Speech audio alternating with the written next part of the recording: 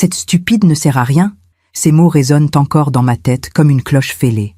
C'est mon fils qui les a prononcés, mon propre fils, et il ne s'adressait pas à un animal, ni à un objet cassé. Il s'adressait à sa femme. Ce jour-là, j'ai compris qu'une mère peut aimer son enfant toute sa vie, et ne pas reconnaître l'homme qu'il est devenu. Je m'appelle Éonie Valgiro, j'ai 61 ans. Et voici l'histoire que j'ai portée seule pendant trop longtemps, non par honte, mais parce que certaines vérités sont si lourdes qu'on ne sait pas par où commencer à les dire. Tout a basculé un mardi de septembre 2025. Un mardi ordinaire, gris et venteux, comme on en connaît tant en Normandie. Je suis revenu en France après 8 années d'absence. 8 années passées loin de cette terre, loin de cette maison, loin de ce fils que j'avais fui autant que pleuré. Quand l'avion a atterri à Roissy, j'ai senti mon estomac se nouer. Pas d'excitation, pas de joie, juste une appréhension sourde, celle qu'on ressent quand on retourne dans un endroit qu'on a quitté en claquant la porte. Je n'étais pas parti en vacances, je m'étais enfui. 8 ans plus tôt, en 2017, mon mari Robert est mort. Un infarctus brutal, un matin de mars, dans notre chambre. Il avait 63 ans. Moi, 53. On devait partir en Italie le mois suivant. On avait des projets. On avait du temps devant nous. Pensions-nous. La mort de Robert m'a brisé. Mais ce qui a suivi m'a achevé. Alphonse, mon fils unique, avait alors 32 ans. Il venait de se marier avec Lucérine, une jeune femme douce, discrète, presque effacée. Une fille de la région, issue d'une famille modeste, installée dans le Perche. Elle avait de la famille, oui, mais lointaine. Une tante à Alençon, un cousin du côté de Chartres. Des gens qu'on voyait à Noël, peut-être à Pâques, rien de plus. Dès les premiers mois après l'enterrement, Alphonse a changé. Ou plutôt, il a cessé de se cacher. Il avait toujours eu ce regard froid. Enfant déjà, il ne pleurait jamais. Adolescent, il ne riait qu'aux dépens des autres. Robert disait que c'était de la timidité, de la pudeur. Moi, je sentais autre chose, une dureté, une cruauté silencieuse, comme un courant froid sous une eau calme. Mais tant que Robert était là, Alphonse se tenait. Il jouait le rôle du fils respectueux, du jeune homme sérieux. Après la mort de son père, le masque est tombé. Il m'a reproché l'héritage. Il m'a reproché de pleurer. Il m'a reproché d'exister, je crois. Il voulait la ferme, les terres, l'argent, tout de suite. Un soir, 3 mois après l'enterrement, nous nous sommes disputés dans la cuisine.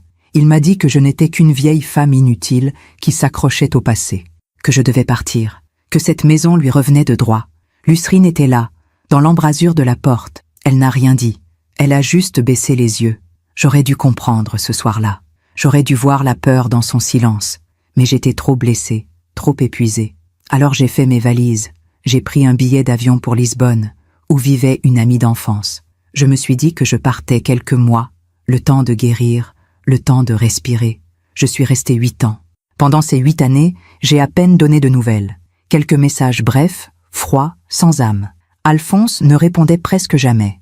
Quand il le faisait, c'était pour me demander de signer des papiers, de transférer de l'argent, de valider une vente de parcelles. Je signais, je validais. Je voulais juste qu'il me laisse tranquille. Lucérine, elle, ne m'écrivait jamais. Mais parfois, très rarement, elle aimait une photo que je publiais sur les réseaux. Une plage, un coucher de soleil, un chat dans une ruelle. Jamais de commentaires, juste un petit cœur discret. Je me disais qu'elle allait bien, qu'elle était heureuse, qu'elle avait trouvé sa place dans cette maison que j'avais fuie. Quelle idiote j'étais. En septembre 2025, j'ai reçu un appel de mon notaire. Des papiers urgents à signer concernant une donation que Robert avait faite de son vivant. Il fallait que je rentre, que je vienne en personne. J'ai hésité. Puis j'ai pensé à cette maison, à cette terre, au pommier que Robert avait planté, aux pierres grises de la façade, à la glycine qui grimpait le long du mur sud. J'ai acheté un billet. Le taxi m'a déposé devant le portail en début d'après-midi. La propriété n'avait pas changé.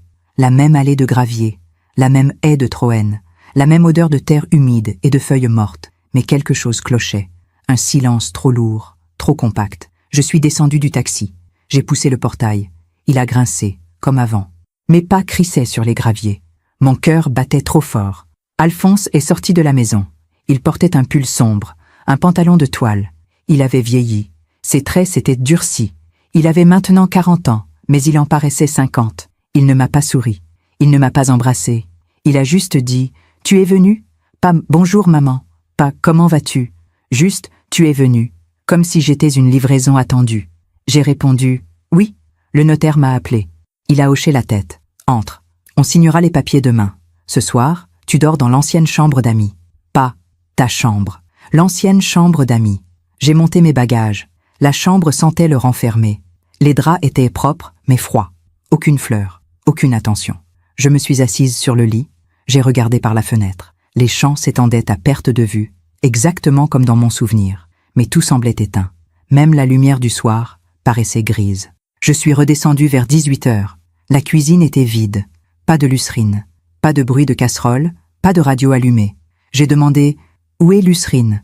Alphonse, assis à table avec un verre de vin, a haussé les épaules. Elle est occupée. Occupée à quoi? Il m'a regardé avec ce regard que je connaissais trop bien. Ce regard de glace, à ce qu'elle sait faire. Je n'ai pas insisté. Pas ce soir-là. On a mangé en silence. Un reste de ragoût réchauffé. Alphonse mâchait lentement, les yeux dans le vide. Moi, je n'avais pas faim. Après le repas, je suis sortie sur la terrasse. L'air était frais. On entendait les vaches dans le pré voisin. Au loin, un chien aboyait. Et puis, j'ai entendu autre chose. Un bruit sourd, métallique, comme un coup contre une porte. Ça venait de derrière la grange. Je me suis avancée. Mes pas résonnaient sur les dalles de pierre. Le bruit s'est répété. Un coup, puis un autre. J'ai contourné la grange. Et là, dans la pénombre du soir, j'ai vu le vieux poulailler, celui qu'on n'utilisait plus depuis des années, celui dont Robert avait condamné la porte avec un cadenas rouillé. Le cadenas était neuf, et derrière la porte, quelque chose bougeait. Mon sang s'est glacé. J'ai fait un pas, puis un autre, et c'est là que j'ai entendu sa voix. Une voix faible, cassée, à peine un murmure. S'il vous plaît, parfois, on fait confiance à ceux qui ne la méritent pas. On ferme les yeux sur ce qu'on devrait voir. On se dit que tout va bien, parce que c'est plus simple. Et vous, avez-vous déjà été déçu par quelqu'un que vous aimiez? Racontez-moi votre histoire dans les commentaires. J'aimerais vous lire. Cette voix derrière la porte du poulailler m'a fait l'effet d'un coup de poing dans la poitrine. Mais avant que j'aie pu faire un pas de plus, j'ai entendu des pas lourds derrière moi. Alphonse. Qu'est-ce que tu fais là? Sa voix était sèche, coupante. Je me suis retournée. Il se tenait à 3 mètres de moi, les bras croisés, le visage fermé. J'ai montré le poulailler du menton. J'ai entendu du bruit. Il y a quelqu'un là-dedans? Il a souri. Pas un vrai sourire. Juste un étirement des lèvres sans chaleur. Des rats, sûrement. Ce vieux poulailler attire la vermine. J'ai entendu une voix. Tu as entendu le vent. Tu es fatigué. Le voyage, le décalage. Rentre te coucher. Il a attendu que je parte. Je sentais son regard dans mon dos.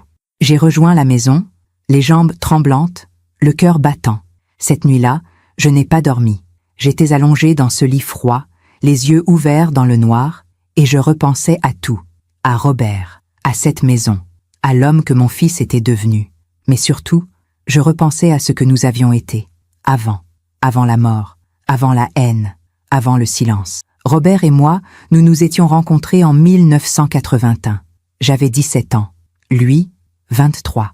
Il travaillait dans une scierie à Argentan. Moi, je finissais mes études à l'école normale de Caen. On s'est croisés à une fête de village, un 14 juillet. Il portait une chemise blanche et il sentait le bois de chêne. Il m'a demandé de danser. J'ai dit oui. On s'est mariés 2 ans plus tard, en 1983. Une petite cérémonie à la mairie, puis à l'église de Saint-Germain-du-Corbéis. Ma mère pleurait. Mon père serrait la main de Robert en silence. C'était un homme de peu de mots, mon père. Mais il aimait Robert. Il disait qu'on voyait tout de suite les hommes solides. Robert était solide. Il avait des mains larges, des épaules carrées et cette façon de regarder les choses avec calme, comme si rien ne pouvait le surprendre. Il ne criait jamais. Il ne se plaignait jamais. Il travaillait du matin au soir, d'abord à la scierie, puis à la ferme que nous avions achetée ensemble en 1987 grâce à un prêt et à l'héritage de sa grand-mère. Cette ferme, c'était notre rêve. 20 hectares de terre, une maison en pierre de taille avec des poutres apparentes, une grange, un verger, un poulailler qu'on utilisait vraiment à l'époque avec des poules rousses et des canards. Alphonse est né en 1985. J'avais 21 ans, Robert, 27. Je me souviens de ce jour comme si c'était hier. L'accouchement a été long, difficile. Quand ils m'ont mis ce petit paquet chaud dans les bras, j'ai pleuré. Robert aussi. Il a posé sa main sur la tête du bébé et il a murmuré « Il sera fort comme son grand-père ». Mais Alphonse n'a jamais pleuré ce jour-là. Même nouveau-né, il regardait le monde avec ses yeux froids, sombres, sans larmes. L'infirmière a ri.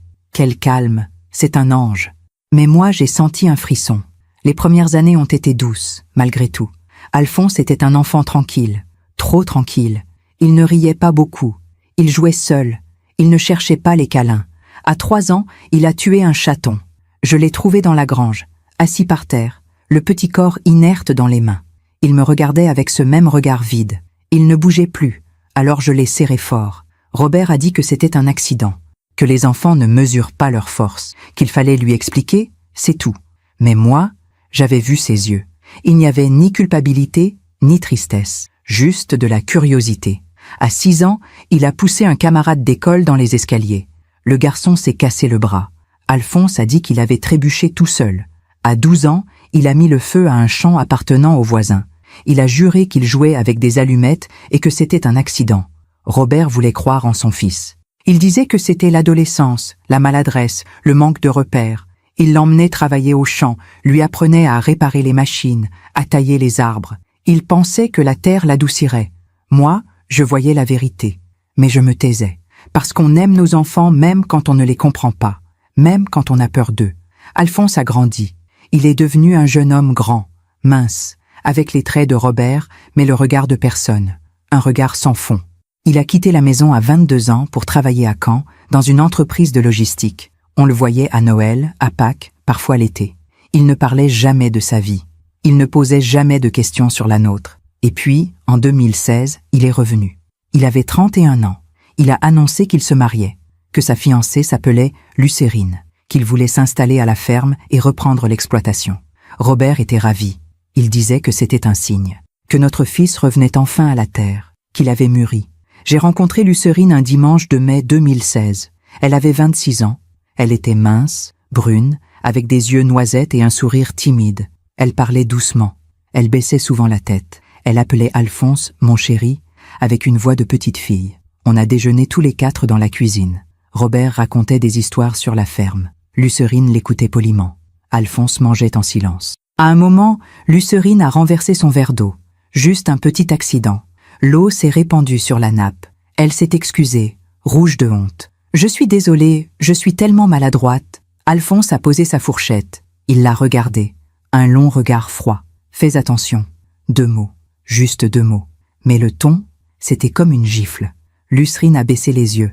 Elle a essuyé la nappe avec sa serviette, les mains tremblantes. Robert a ri pour détendre l'atmosphère. « Ce n'est rien, ma petite, ça arrive à tout le monde. Mais moi, j'avais vu. J'avais vu la peur dans les yeux de Lucérine. Et j'avais vu la satisfaction dans ceux d'Alphonse. Ils se sont mariés en juillet 2016. Une petite cérémonie à la mairie de C. Lucérine portait une robe blanche simple. Elle souriait, mais ses mains tremblaient quand elle a signé le registre. Sa famille était là. Une tante âgée venue d'Alençon, un cousin de Chartres avec sa femme. Des gens discrets, polis, qui sont repartis tout de suite après le repas. Je me souviens d'avoir demandé à Lucérine « Et tes parents ?»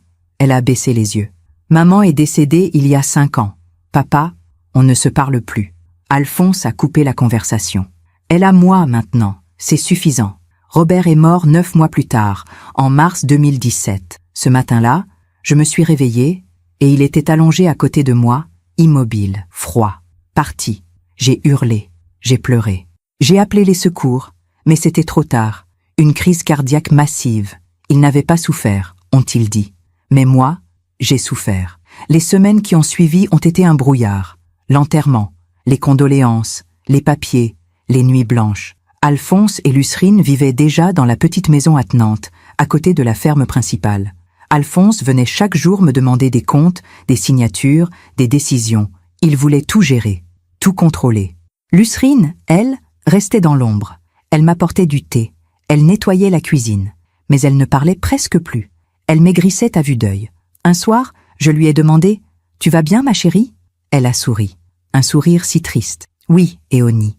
Ne vous inquiétez pas pour moi. » 3 mois après l'enterrement, Alphonse m'a dit que je devais partir, que cette maison était trop grande pour moi seule, que je devais refaire ma vie ailleurs, que lui et Lucérine s'occuperaient de tout. On s'est disputé, Il a crié « Moi aussi !» Et puis je suis partie. Je suis partie parce que je n'avais plus la force de me battre, parce que cette maison sans Robert était devenue un tombeau, parce que je pensais que l'absence guérirait tout. Quelle erreur! Allongée dans ce lit froid, en cette première nuit de retour, je repensais à tout cela, à toutes les fois où j'aurais dû dire non, à toutes les fois où j'aurais dû rester. Et je repensais à cette voix derrière la porte du poulailler. « S'il vous plaît, demain, me disais-je, demain, j'irai voir. Demain, je saurai. » Mais le sommeil ne venait pas. Alors je me suis levée. J'ai enfilé ma robe de chambre. J'ai ouvert la porte de ma chambre, doucement, pour ne pas faire de bruit. La maison était plongée dans le noir. Pas un bruit, pas une lumière. J'ai descendu l'escalier, marche après marche, en retenant mon souffle. Je suis sortie par la porte de derrière. Dehors, la nuit était glaciale. Un croissant de lune éclairait faiblement la cour. Les arbres bruissaient dans le vent. Je me suis dirigée vers le poulailler. Mon cœur battait si fort que j'avais l'impression qu'on pouvait l'entendre à des kilomètres. J'ai posé ma main sur le cadenas. Il était froid, neuf, solide. Et derrière la porte, j'ai entendu une respiration, faible, saccadée. Quelqu'un était là, quelqu'un de vivant. J'ai murmuré « Lucérine ?» Silence. Puis, dans un souffle à peine audible, « Éonie, Éonie ». Ce murmure dans la nuit m'a glacé le sang. C'était bien Lucérine, enfermée dans ce poulailler, vivante, mais prisonnière. J'ai posé ma main contre la porte de bois. « Lucérine, c'est moi. Je suis là. Je vais te sortir de là. » Non, sa voix tremblait, une voix brisée, éraillée, comme si elle n'avait pas parlé depuis des jours. « Non, il va se fâcher. Partez, s'il vous plaît, partez. Je ne pars pas. Je vais chercher quelque chose pour casser ce cadenas. »« Non !» Le cri était étouffé, mais désespéré. « S'il vous entend, il me punira. Partez. Faites comme si vous n'aviez rien vu. Je vous en supplie. » J'ai reculé d'un pas, le cœur battant, les larmes aux yeux. Mes mains tremblaient, ma tête tournait. Comment en étions-nous arrivés là? Et puis, j'ai entendu un bruit. Une porte qui s'ouvre. Des pas. Alphonse. Je me suis retournée. Il était là, dans la lumière blafarde de la lune, en pantalon de pyjama et t-shirt. Ses cheveux étaient en bataille, mais ses yeux étaient parfaitement éveillés, froids, calculateurs. « Qu'est-ce que tu fais dehors à cette heure ?» J'ai essayé de contrôler ma voix. Je n'arrivais pas à dormir. Je suis sortie prendre l'air. Il s'est approché, lentement, comme un prédateur. Devant le poulailler, je me promenais, c'est tout. Il s'est arrêté à 1 mètre de moi. Il me dépassait d'une tête. Dans la pénombre, son visage ressemblait à un masque. « Tu as parlé à quelqu'un ? À qui veux-tu que je parle ? Il n'y a personne. » Il a souri, ce sourire sans joie que je détestais tant. « Exactement. Il n'y a personne. Rentre te coucher, maman. Demain, on signe les papiers et tu repars. C'est mieux pour tout le monde. » Je suis rentrée. Mes jambes me portaient à peine. Une fois dans ma chambre, j'ai verrouillé la porte. Je me suis assise sur le lit, le souffle court. Lucérine était enfermée dans ce poulailler. Mon fils la gardait prisonnière. Et moi, je n'avais rien vu pendant 8 ans. J'ai pleuré, silencieusement, pour ne pas qu'il m'entende. Le lendemain matin, je suis descendue vers 8 heures. La cuisine sentait le café. Alphonse était assis à table, en train de lire un journal. Il a levé les yeux vers moi. « Bien dormi ? » ?»« Oui. » »« Mensonge. Le notaire vient à 10 heures. Prépare-toi. Où est Lucérine ? » Il a tourné une page du journal. « Elle n'est pas là. Où est-elle ? Ça ne te regarde pas. » J'ai serré les poings. C'est ma belle-fille. Si, ça me regarde. Il a posé le journal. Il m'a regardé droit dans les yeux. Lucérine est ma femme. Elle fait ce que je lui dis de faire, comme toutes les femmes devraient le faire. Ces mots m'ont donné envie de vomir. Tu es devenu un monstre. Il a souri. Non, je suis devenu un homme. Papa était trop faible. Il te laissait tout décider. Moi, je ne commettrai pas cette erreur. Ton père était un homme bon. Mon père est mort. Le silence est retombé, lourd, étouffant. Puis il a ajouté, d'une voix calme, « Le notaire arrive dans 1 heure. Va te préparer. » Je suis remontée dans ma chambre. J'ai ouvert la fenêtre. L'air frais m'a fait du bien. Dehors, je voyais la grange, les champs, le poulailler au loin. Je devais faire quelque chose. Mais quoi ? Appeler la police ? Avec quelle preuve ? Je n'avais rien vu. Juste entendu une voix. Alphonse nierait tout. Il dirait que je devenais sénile, que je délirais. Et Lucérine elle-même m'avait supplié de partir. Mais je ne pouvais pas partir. Pas cette fois. Le notaire est arrivé à 10 heures pile. Maître Dubois. Un homme d'une 60aine d'années, chauve, avec des lunettes rondes et un attaché-case en cuir. On s'est installé dans le salon. Alphonse avait préparé du café. Il jouait le fils attentionné, posant les tasses avec soin, souriant poliment. Maître Dubois a sorti les documents. « Madame Valgiraud, voici l'acte de donation que votre époux avait établi de son vivant. Il concerne une parcelle de 3 hectares située au nord de la propriété. Cette parcelle devait revenir à votre fils Alphonse à ses 40 ans, ou en cas de décès de monsieur Valgiraud, selon la première éventualité.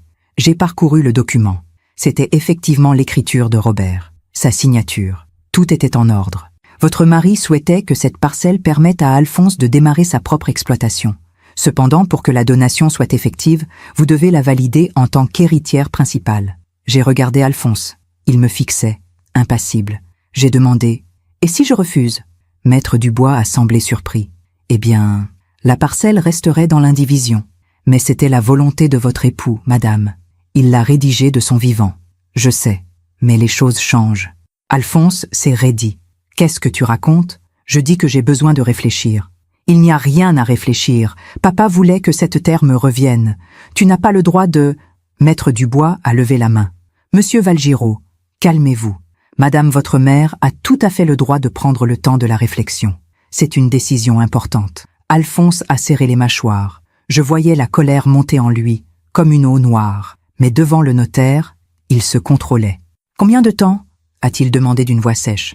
J'ai répondu avant que Maître Dubois ne parle. « 1 semaine. »« 1 semaine ? Tu te moques de moi ? 1 semaine. Je veux visiter la propriété, voir ce que vous avez fait de cette terre, voir comment vous vivez. » Alphonse a blêmi. « Tu n'as rien à voir ici. Tu es parti pendant 8 ans, tu nous as abandonnés. J'ai quitté une maison, pas mes responsabilités. » Maître Dubois a rangé ses papiers, visiblement mal à l'aise. « Bien. Je reviendrai dans 1 semaine. D'ici là, Madame Valgiraud, vous pouvez me contacter si vous avez des questions. » Il est parti. Dès que la porte s'est refermée, Alphonse s'est tourné vers moi. « Qu'est-ce que tu manigances ?»« Rien. Je veux juste comprendre. »« Comprendre quoi ?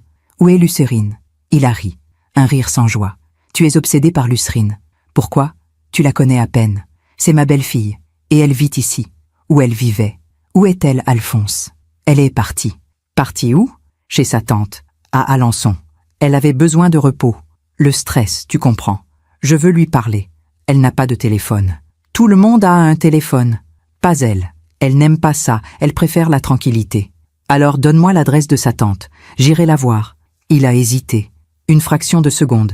Mais j'ai vu. Je ne l'ai pas. Tu ne sais pas où habite la tante de ta propre femme ? Je te dis qu'elle va bien. Arrête de fouiner. Il criait maintenant. Les veines de son cou saillaient. J'ai gardé mon calme. Si elle va bien, prouve-le. Appelle-la. Devant moi. Va-t'en. Prends tes affaires et va-t'en. Non. Ce mot l'a figé. Quoi ? Je ne partirai pas tant que je n'aurai pas vu Lucérine. Et si tu refuses, je ne signerai rien. Jamais. Il s'est approché. Tout près. Trop près. Je sentais son souffle. Sa colère. Sa violence contenue. Tu fais une grosse erreur. C'est toi qui fais une erreur. Depuis des années, on s'est regardé, mère et fils, 2 étrangers. Puis il a tourné les talons et il est sorti en claquant la porte. Je suis restée seule dans le salon. Mon cœur battait à tout rompre. Mes mains tremblaient. Mais pour la première fois depuis longtemps, je me sentais vivante. J'ai attendu 1 heure, puis 2. Alphonse n'est pas revenu. En début d'après-midi, j'ai enfilé mon manteau. Je suis sortie. J'ai marché dans la propriété comme si je faisais une simple promenade. J'ai longé les champs, les pommiers, la grange. Et puis, mine de rien, je me suis approchée du poulailler. Il faisait jour. Le cadenas brillait sous le soleil pâle de septembre. Pas de bruit, pas de mouvement. J'ai murmuré « Lucérine ?» Silence. « Lucérine, c'est Éonie. Je suis là. » Un frôlement, puis une voix faible. « Partez, s'il vous plaît. » « Je ne pars pas. Je vais te sortir de là. Mais j'ai besoin que tu me dises la vérité. Depuis combien de temps es-tu enfermée ici ? » Silence. « Lucérine ? Je ne sais plus. Les jours, ils se ressemblent tous. Des semaines ? Des mois ? » Un sanglot étouffé. « Des années. Mon sang s'est glacé. »« Quoi ? Depuis que vous êtes parti. Depuis 2017. 8 ans. 8 ans enfermés. Pendant que je vivais à Lisbonne. Pendant que je me promenais au bord du Tage. Pendant que je buvais du vin avec des amis. Pendant que je me reconstruisais.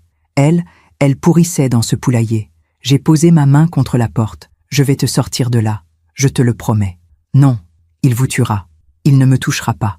Vous ne le connaissez pas. C'est mon fils. Ce n'est plus votre fils. Ces mots m'ont frappé comme une gifle, parce qu'elle avait raison. L'homme qui enfermait sa femme dans un poulailler n'était plus mon fils. C'était un monstre que j'avais mis au monde, que j'avais nourri, que j'avais aimé et que je devais arrêter. J'ai entendu un moteur, la camionnette d'Alphonse. Il revient, a chuchoté Lucérine. Partez, vite. Je me suis éloignée du poulailler. J'ai marché vers les champs, comme si de rien n'était. Alphonse est descendu de la camionnette. Il portait des sacs de course. Il m'a regardé. Tu te promènes? Oui, ça me fait du bien. Cette terre me manquait. Il a hoché la tête. Puis il est entré dans la maison. Je l'ai suivi. Il rangeait les courses en silence. Alphonse, quoi? Je veux rester quelques jours. 1 semaine, comme j'ai dit au notaire. Pourquoi? Pour réfléchir, pour me souvenir, pour faire la paix avec cette maison. Il m'a regardé longuement. D'accord, mais tu restes à ta place. Tu ne te mêles de rien. D'accord, mensonge. Ce soir-là, on a mangé en silence. Alphonse a préparé des pâtes. Il mangeait vite, les yeux baissés. À un moment, j'ai demandé « Tu ne manges jamais avec Lucérine ?» Il a levé les yeux. « Elle n'est pas là, je te l'ai dit. Mais avant, quand elle était là, vous mangiez ensemble? Parfois, elle cuisinait? Oui. Elle était bonne cuisinière? » Il a posé sa fourchette. « Pourquoi toutes ces questions? Simple curiosité. Ta curiosité m'énerve. Je suis ta mère. J'ai le droit de m'intéresser à ta vie. Tu n'as plus aucun droit ici. » Il s'est levé. Il a jeté son assiette dans l'évier. Puis il est sorti. Je l'ai entendu marcher dans la cour. Puis plus rien. J'ai attendu. 1 heure, 2 heures. À 22 heures, je suis monté me coucher. Mais je n'ai pas dormi. J'ai attendu minuit. Puis 1 heure du matin. Et puis, je me suis levé. J'ai enfilé mes chaussures, mon manteau. J'ai pris ma lampe de poche. Je suis sorti par la porte de derrière, silencieusement. La nuit était noire, pas de lune, juste le vent dans les arbres. Je me suis dirigé vers le poulailler. J'ai allumé la lampe. Le cadenas brillait dans le faisceau. J'avais pris une pince dans le garage. Une grosse pince coupante. Je l'ai placée sur l'anse du cadenas. J'ai serré. De toutes mes forces. Le métal a craqué. Encore. Et puis, clic, le cadenas est tombé. J'ai ouvert la porte. L'odeur m'a frappé en pleine face. Une odeur de crasse, de moisissure, d'urine, de désespoir. J'ai dirigé la lampe à l'intérieur. Et j'ai vu Lucérine. Elle était recroquevillée dans un coin, sur une vieille couverture sale. Ses cheveux étaient emmêlés, collés de boue. Son visage était couvert de crasse. Elle portait une robe déchirée, trop grande pour elle. Ses pieds étaient nus, sales, abîmés. À côté d'elle, un seau en plastique, des grains de maïs éparpillés sur le sol, une bouteille d'eau à moitié vide. Elle a levé la main pour protéger ses yeux de la lumière. Éonie, sa voix était un murmure rauque. Je me suis agenouillé devant elle. J'ai pris sa main. Elle était glacée, squelettique. Mon Dieu, qu'est-ce qu'il t'a fait? Elle a pleuré, silencieusement, sans bruit. Comme si elle avait oublié comment pleurer vraiment. Viens, on s'en va. Maintenant. Non, il ne fera rien. Je suis là. Viens. Je l'ai aidée à se lever. Elle pesait à peine 50 kilos.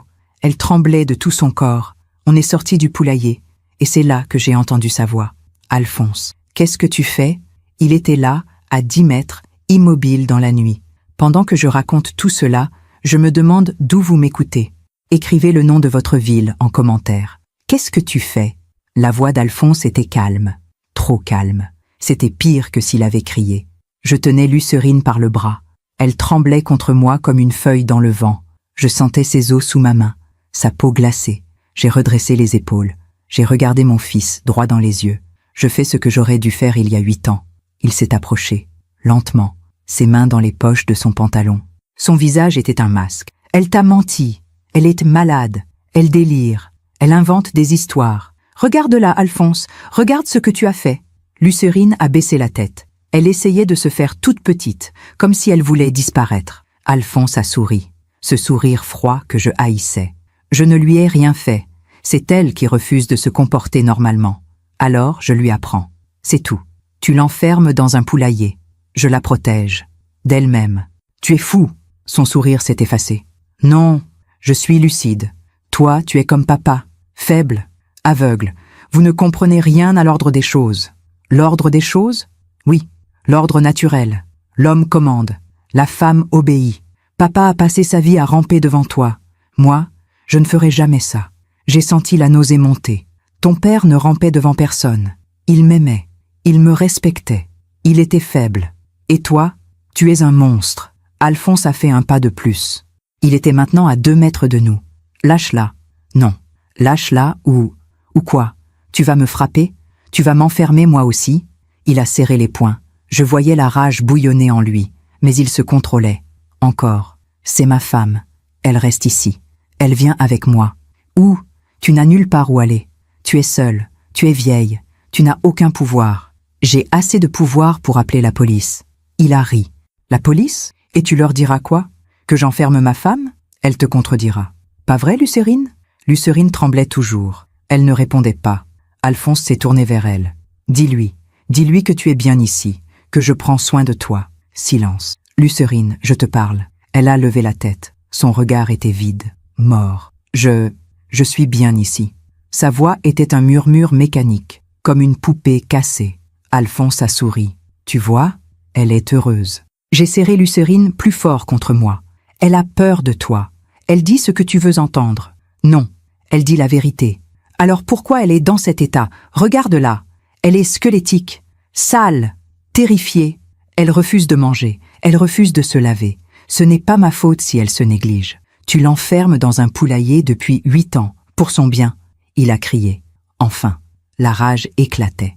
Elle est stupide, elle ne sert à rien, elle ne sait rien faire correctement, elle brûle les repas, elle casse tout ce qu'elle touche, elle pleure pour un oui ou pour un non. Je lui ai donné un toit, une vie, un nom, et elle me remercie en étant misérable. C'est toi qui l'as rendue misérable. Non, elle est née comme ça, faible, inutile, pathétique. Il crachait les mots avec un mépris glacé. J'ai regardé Lucérine. Elle pleurait en silence. Des larmes coulaient sur ses joues crasseuses. Viens, ma chérie, on s'en va. Je l'ai tirée doucement vers la maison. Alphonse s'est mis devant nous. Vous n'irez nulle part. Pousse-toi. Non, on s'est regardés. Mère et fils, 2 ennemis, et puis une voix, faible, mais claire. Je veux partir. Lucérine. Elle avait levé la tête. Elle regardait Alphonse. Pour la première fois, il y avait quelque chose dans ses yeux. Une étincelle, minuscule, mais présente. Je veux partir avec Éonie. Le visage d'Alphonse s'est durci. Tu ne sais pas ce que tu dis? Si, je sais. Si tu pars, tu n'auras rien. Aucun endroit où aller. Aucune famille. Tu finiras à la rue. Ça m'est égal. Tu es ma femme. Tu m'appartiens. Non. Ce mot l'a figé. Lucérine tremblait de tout son corps, mais elle ne baissait pas les yeux. Je ne t'appartiens pas. Je ne t'ai jamais appartenu. Alphonse a fait un pas vers elle. J'ai vu ses mains se crisper. Je me suis interposé. Ne la touche pas. Pousse-toi. Non. Il m'a regardé. Et pour la première fois, j'ai vu de la haine pure dans ses yeux. Tu vas le regretter. Peut-être. Mais pas autant que toi. On était restés là, Lucérine et moi, face à lui, dans cette nuit glacée. Et puis, il a reculé. Pas par respect. Pas par peur. Mais parce qu'il calculait. Il savait qu'il ne pouvait pas nous retenir de force. Pas maintenant. Pas comme ça. Il a souri. Un sourire mauvais. Très bien. Partez. Mais vous ne tiendrez pas 2 jours. Et quand elle reviendra en rampant, et elle reviendra, je lui ferai payer chaque minute de cette trahison. Il est rentré dans la maison. Il a claqué la porte. Lucérine s'est effondrée contre moi. Ses jambes ne la portaient plus. Je l'ai soutenue. Je te tiens. Je suis là. On va partir d'ici. Tout de suite. On est rentré dans la maison par la porte de derrière. J'ai aidé Lucérine à monter les escaliers. Chaque marche lui demandait un effort surhumain. Je l'ai installée dans ma chambre. Je l'ai assise sur le lit. Je vais chercher des vêtements, des chaussures. On part dans 10 minutes. Elle a hoché la tête. Ses lèvres bougeaient, mais aucun son ne sortait. J'ai fouillé dans mon sac. J'ai sorti un pantalon, un pull, des chaussettes. Des vêtements trop grands pour elle, mais c'était mieux que cette robe déchirée. Déshabille-toi, je t'aide. Elle a enlevé la robe. Son corps était couvert de bleu. Ancien, récent. Certains violets, d'autres jaunâtres. Des marques sur les bras, les épaules, les jambes. J'ai fermé les yeux 1 seconde, pour ne pas pleurer, pour ne pas hurler. Puis je l'ai aidé à enfiler mes vêtements, lentement, avec douceur. Tu as mal? Partout. On va aller à l'hôpital. Non, il nous retrouvera. Il ne pourra rien faire. Je te protégerai. Elle m'a regardé avec des yeux si tristes. Personne ne peut me protéger de lui. Si, moi. Je ne savais pas si c'était vrai, mais je devais le croire. J'ai enfilé mes chaussures, j'ai pris mon sac, mon téléphone, mon portefeuille. On y va, on est descendu. La maison était silencieuse, trop silencieuse. Alphonse était dans le salon, assis dans le fauteuil de Robert, dans le noir. Il ne nous a pas regardés. On est sortis. Dehors, l'air était glacial. Lucrine grelottait. Je l'ai enveloppée dans mon manteau. Ma voiture est garée devant. On a marché vers l'allée. Chaque pas de Lucrine était une souffrance, mais elle avançait. On est arrivés à ma voiture. Une petite Renault que j'avais louée à l'aéroport. J'ai ouvert la portière passager. J'ai installé Lucrine. Je lui ai mis la ceinture. Ça va aller. On sera bientôt loin d'ici. Je suis monté côté conducteur. J'ai mis le contact. La voiture a démarré. J'ai allumé les phares. Et c'est là que je l'ai vu. Alphonse, debout devant la voiture, immobile, les bras le long du corps. Il nous regardait, sans expression. J'ai klaxonné. Pousse-toi. Il n'a pas bougé. J'ai klaxonné encore. Plus longtemps. Rien. J'ai passé la marche arrière. J'ai reculé de quelques mètres. Puis j'ai tourné le volant pour contourner l'allée, passer par la pelouse. Alphonse a couru. Il s'est mis devant nous. À nouveau. Pousse-toi ou je te renverse. Il a souri. Et puis, il a sorti quelque chose de sa poche. Un téléphone. Il l'a levé. Il nous a filmés. Vas-y, maman. Renverse-moi. Devant témoin. Mon cœur battait à tout rompre. Lucrine murmurait à côté de moi. Partons. Partons, s'il vous plaît. J'ai serré le volant. J'ai hésité. Et puis, j'ai pris ma décision. J'ai reculé jusqu'au portail. J'ai ouvert ma portière. Je suis descendu. Très bien. Tu veux jouer? On va jouer. J'ai sorti mon téléphone. J'ai appelé le 17. Qu'est-ce que tu fais? A demandé Alphonse. J'appelle la police. Pourquoi faire? Séquestration, violence conjugale, mise en danger. Il a ri. Tu n'as aucune preuve. Si, elle. J'ai montré Lucrine dans la voiture. Elle dira tout. 8 ans enfermée. Les coups, la faim, tout. Alphonse a regardé Lucrine. Elle baissait la tête. Il a souri. Elle ne dira rien. Pas vrai, Lucrine? Silence. Lucrine, regarde-moi. Elle a levé les yeux, lentement. Si tu parles, je te retrouverai, où que tu ailles. Et ce que je t'ai fait jusqu'à maintenant, ce sera rien comparé à ce que je te ferai. Tu m'entends? Lucrine a hoché la tête. Une larme a coulé sur sa joue. Alors tu vas descendre de cette voiture. Tu vas rentrer dans la maison. Et tu vas oublier cette nuit. Compris? Lucrine a posé sa main sur la poignée. Non, ai-je crié. Lucrine, ne l'écoute pas. Mais elle ouvrait déjà la portière. Elle est descendue, lentement, comme une morte vivante. Elle est passée devant moi, sans me regarder. Elle a marché vers la maison. Alphonse a souri. Tu vois, elle sait où est sa place. J'ai couru vers Lucrine. Ne fais pas ça. Tu es libre. Viens avec moi. Elle s'est arrêtée. Elle s'est retournée. Je suis désolée. Éonie. Sa voix était un murmure brisé. Je ne peux pas. Il a raison. Je ne suis rien. Je ne sers à rien. Je mérite ce qui m'arrive. Non, tu ne mérites rien de tout ça. Si, elle a continué à marcher. Elle est rentrée dans la maison. La porte s'est refermée. Je suis restée là, debout dans l'allée, le téléphone à la main. Alphonse s'est approché de moi. Maintenant, tu vas retourner dans ta chambre. Demain matin, tu signeras les papiers. Et après-demain, tu partiras. Pour toujours. Sinon, il a montré son téléphone. Sinon, je montrerai cette vidéo à tout le monde. Ma pauvre mère, devenue folle, qui essaie de renverser son propre fils avec sa voiture, qui invente des histoires sur ma femme, qui harasse ma famille.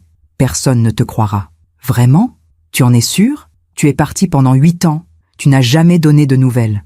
Et maintenant tu reviens et tu accuses ton fils, sans aucune preuve. Qui aura l'air fou, à ton avis?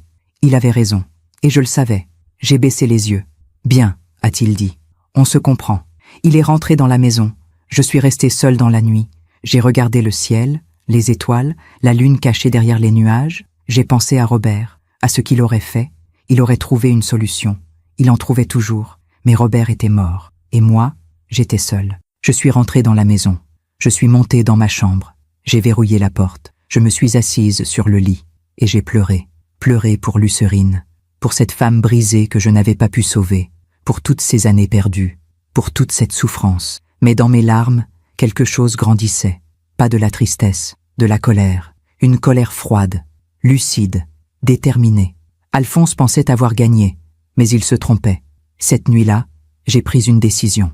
Je ne signerai rien, je ne partirai pas, Et je ne laisserai pas Lucrine pourrir dans ce poulailler, même si je devais y laisser ma vie, même si je devais affronter mon propre fils. J'ai ouvert mon téléphone, j'ai cherché sur Internet. Avocat, orne, violence conjugale, séquestration. Plusieurs résultats. J'ai noté 3 noms, 3 numéros. Demain, je les appellerai. Demain, je commencerai à me battre. Pour Lucrine. Pour moi. Pour toutes les femmes que des hommes comme Alphonse essaient de briser. J'ai regardé par la fenêtre. Dehors, tout était noir. Mais dans ma poitrine, quelque chose s'allumait. Une petite lumière, fragile, mais présente. L'espoir. Je n'ai pas dormi cette nuit-là. Pas une minute. J'étais allongée dans le noir, les yeux ouverts, le cerveau en ébullition. Je revoyais le visage de Lucrine, ses bleus, ses mains tremblantes, son regard vide, et je revoyais Alphonse, son sourire, sa froideur, sa cruauté calculée. Comment en étais-je arrivée là? Comment avais-je pu mettre au monde un tel monstre? J'avais passé des années à me dire que c'était ma faute, que j'avais raté quelque chose, que j'aurais dû être plus sévère, plus présente, plus aimante. Mais cette nuit-là, dans cette chambre froide, j'ai compris. Ce n'était pas ma faute. Alphonse était né comme ça, avec cette faille, ce vide, cette incapacité à ressentir ce que les autres ressentent. Robert l'avait vu, lui aussi. Mais il refusait de l'admettre. Il se disait que l'amour suffirait, que le travail, la discipline, la patience changeraient notre fils.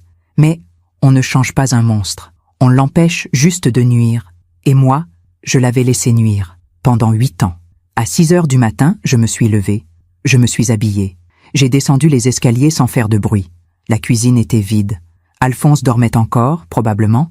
J'ai préparé du café. J'ai bu 2 tasses, noires, fortes, pour me réveiller, pour me donner du courage. Puis j'ai sorti mon téléphone. 7 heures, trop tôt pour appeler un avocat. Alors j'ai fait autre chose. J'ai ouvert l'application photo. J'ai parcouru mes clichés de la veille. J'avais pris quelques photos de la propriété en arrivant, par nostalgie. Et puis, j'ai eu une idée. Je suis sortie. L'air était frais. Le soleil se levait à peine, noyé dans la brume. Je me suis dirigée vers le poulailler. La porte était refermée.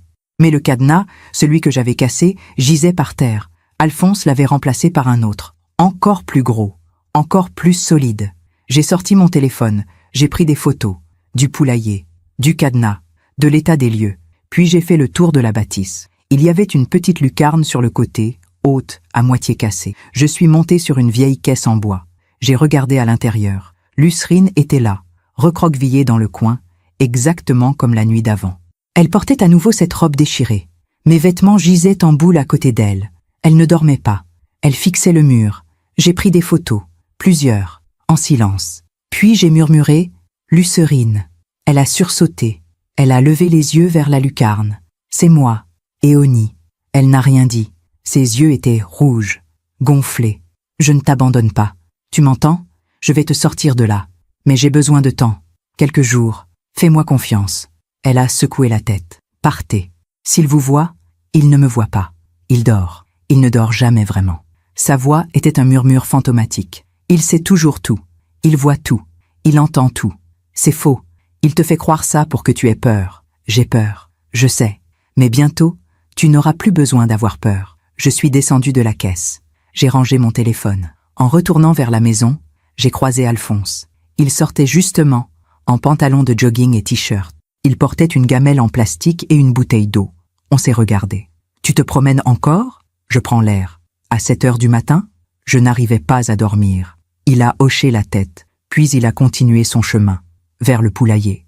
J'ai serré les poings. Mais je ne suis pas intervenue. Pas encore. Je suis rentrée dans la maison. Je suis montée dans ma chambre. J'ai transféré les photos de mon téléphone vers un dossier sécurisé en ligne. Puis j'ai attendu 9 heures. À 9 heures pile, j'ai appelé le premier avocat de ma liste. Maître Bérengère, cabinet à Alençon. Une secrétaire a décroché. Cabinet Bérengère, bonjour. Bonjour, je souhaiterais prendre rendez-vous avec Maître Bérengère. C'est urgent. De quoi s'agit-il? Séquestration. Violence conjugale. Vous êtes la victime? Non, c'est ma belle-fille. Elle souhaite porter plainte? J'ai hésité. Elle ne peut pas. Elle est retenue contre son gré. Silence à l'autre bout. Madame, si vous avez connaissance d'une séquestration en cours, vous devez appeler la police immédiatement. C'est compliqué. Maître Bérengère peut vous recevoir demain matin, 10 heures, mais je vous conseille vraiment de contacter les autorités dès maintenant. Merci. Je viendrai demain. J'ai raccroché. Mes mains tremblaient. La secrétaire avait raison. Je devais appeler la police. Tout de suite. Mais avec quoi? Des photos prises en douce? Le témoignage d'une femme qui refusait de parler? La parole d'une mère contre son fils? Non. Il me fallait plus. Il me fallait des preuves irréfutables. J'ai appelé le 2e numéro. Maître Lefebvre, cabinet à Argentan. Même discours, même réponse. Appeler la police. Mais je ne pouvais pas. Pas sans être sûr. J'ai raccroché. Puis j'ai entendu des pas dans l'escalier. Alphonse. Il a frappé à ma porte. Maman? Je n'ai pas répondu. Il a frappé encore. Je sais que tu es là. Ouvre.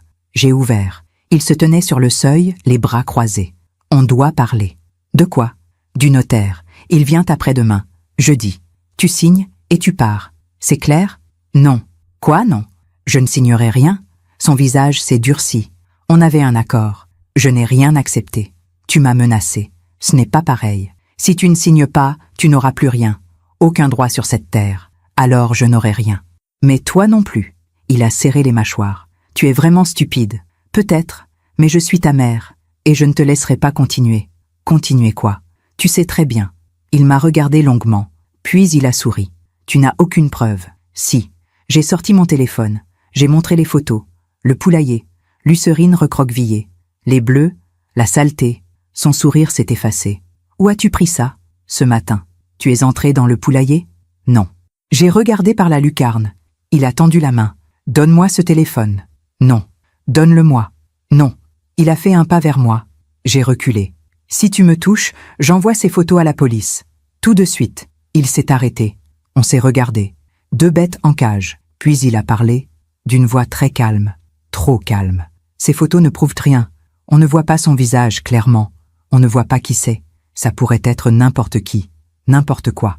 La police fera une enquête. Et alors, Lucérine leur dira qu'elle va bien, qu'elle vit dans la maison, qu'elle n'est jamais allée dans ce poulailler. Et moi, je leur dirai que tu es malade, que tu inventes des choses, que tu essaies de me nuire parce que tu es jalouse, parce que tu m'en veux d'avoir hérité de cette terre. Personne ne te croira.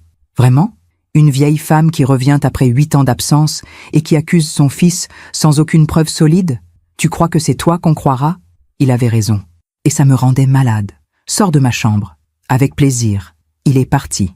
Il a claqué la porte. Je me suis assise sur le lit. J'ai regardé les photos sur mon téléphone. Elles ne suffiraient pas. Il me fallait autre chose. Il me fallait Lucérine. Vivante, libre, prête à témoigner. Mais comment? J'ai passé la journée à réfléchir, à tourner en rond dans ma chambre. Alphonse était quelque part dans la propriété. Je l'entendais parfois. Un moteur, des bruits de métal. Il travaillait, comme si de rien n'était. Vers 17 heures, je suis descendue. J'avais faim. Je n'avais rien mangé de la journée. La cuisine était vide. J'ai ouvert le frigo. Presque rien. Du lait, du beurre, des œufs. J'ai préparé une omelette. J'ai mangé debout, près de la fenêtre. Dehors, le ciel était gris. Il allait pleuvoir. Et puis, j'ai vu quelque chose. Alphonse. Il sortait du poulailler. Il refermait le cadenas. Il portait la gamelle vide dans une main. Il est rentré dans la maison par la porte de derrière. Il m'a vu dans la cuisine. « Tu manges? Oui? Bien? Profite. Demain, tu n'auras plus rien. Qu'est-ce que tu veux dire? Je coupe l'eau, l'électricité, tout. Tu veux rester? Très bien. Mais tu vivras comme une squatteuse. Tu ne peux pas faire ça. Si, c'est ma maison, mon terrain. Tu n'es qu'une invitée, et je te retire mon invitation. » Il a posé la gamelle dans l'évier, puis il est sorti. Je suis restée seule. Mon cœur battait trop vite. Il essayait de me briser, de me pousser à partir, mais je ne partirai pas. Cette nuit-là, j'ai attendu minuit. Puis, 1h du matin, je suis sortie, en silence, avec une lampe de poche. Je suis allée jusqu'au poulailler. J'ai éclairé le cadenas. Énorme, impossible à casser sans outils lourds. Mais la lucarne, je suis montée sur la caisse. J'ai éclairé l'intérieur. Lucérine dormait, ou faisait semblant. J'ai chuchoté « Lucérine ». Elle a ouvert les yeux. « Je vais te faire sortir. » Mais pas par la porte, par la lucarne. C'est trop haut, je ne peux pas. Si, tu peux, je vais t'aider. J'ai passé ma main par la lucarne. Le cadre était pourri. Je l'ai secoué. Il a bougé. J'ai tiré. Encore, encore. Le bois a craqué. Le cadre s'est détaché. L'ouverture était étroite, mais suffisante. Viens, grimpe sur quelque chose. Tends-moi les mains. Lucérine s'est levée. Elle a traîné la caisse à l'intérieur. Elle est montée dessus. Elle a tendu les bras vers moi. J'ai attrapé ses mains. Elles étaient glacées, squelettiques. Je vais te tirer. Pousse avec tes pieds. Elle a poussé, j'ai tiré. De toutes mes forces, son corps a glissé vers l'ouverture. Elle a gémi de douleur. Continue, encore un peu. Elle a réussi à passer la tête, puis les épaules. Je tirais. Elle poussait. Et puis, elle est sortie. Elle est tombée dans mes bras. On est tombées toutes les deux sur le sol. On était restés là, allongés dans l'herbe humide, à reprendre notre souffle. « Tu as réussi », ai-je murmuré. « Tu es libre ». Elle pleurait, silencieusement. « Viens, on va à ma voiture. On part. Maintenant. » Je l'ai aidée à se lever. On a marché vers l'allée. Lentement, Lucrine boitait. Chaque pas lui arrachait un gémissement. On est arrivés à la voiture. J'ai ouvert la portière. Et c'est là que les lumières de la maison se sont allumées. Toutes, en même temps. La porte d'entrée s'est ouverte. Alphonse est sorti. Il nous a regardés. Il ne courait pas. Il ne criait pas. Il marchait, calmement. Et il souriait. « Tu croyais vraiment que je ne m'en rendrais pas compte ?» Mon sang s'est glacé. J'ai installé des capteurs. Sur le poulailler. Sur les portes. Partout. Dès que tu as touché cette lucarne, j'ai été prévenu. Il a montré son téléphone. Un écran avec des alertes. « Technologie, maman. Tu devrais t'y mettre. » Il s'est approché. Maintenant, elle retourne à sa place. « Et toi, tu pars. Tout de suite. Sinon, il a sorti quelque chose de sa poche. Un couteau. Pas un grand couteau. Juste un opinel. Celui que Robert utilisait pour tailler les branches. Mais dans sa main, c'était une arme. Sinon, j'appelle la police. Et je leur dis que tu as tenté de m'agresser. Que tu as cassé ma propriété. Que tu as essayé de kidnapper ma femme. Et ce couteau, je dirais que c'est toi qui l'avais. » Lucrine tremblait contre moi. « Ne l'écoutez pas, » a-t-elle murmuré. Mais sa voix était si faible. Alphonse a tendu la main vers elle. « Viens, Lucrine, rentre. » Non, c'était moi qui avais parlé. Elle ne rentre pas. Elle vient avec moi. Alors, je vous tue toutes les deux. Il a dit ça calmement, comme s'il parlait de la météo.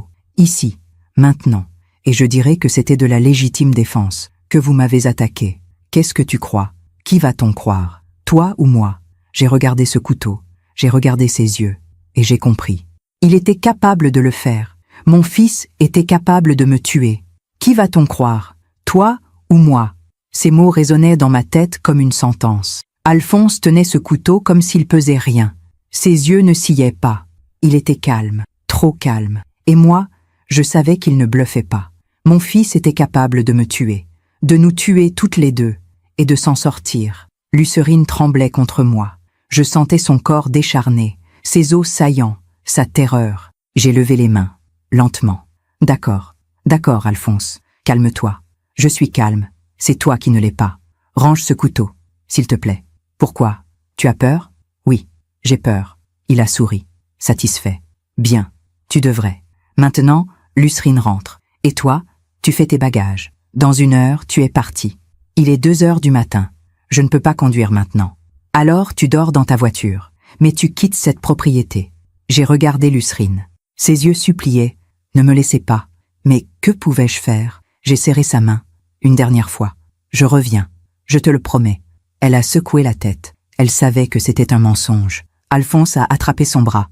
Il l'a tiré vers lui, brutalement. Viens. Elle a trébuché. Il l'a traînée vers le poulailler. J'ai fait un pas. Ne la traite pas comme ça. Il s'est retourné.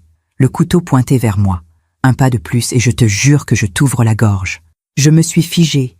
Il a continué à traîner Lucrine. Elle ne résistait plus. Elle était devenue une poupée de chiffon. Ils ont disparu derrière la grange. J'ai entendu le bruit du cadenas. Puis plus rien. Alphonse est revenu. Seul.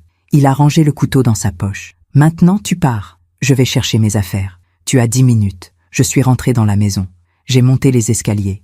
Mes jambes tremblaient. Dans ma chambre, j'ai jeté mes vêtements dans mon sac. Mes mains bougeaient toutes seules. Mon cerveau était engourdi. Je devais partir.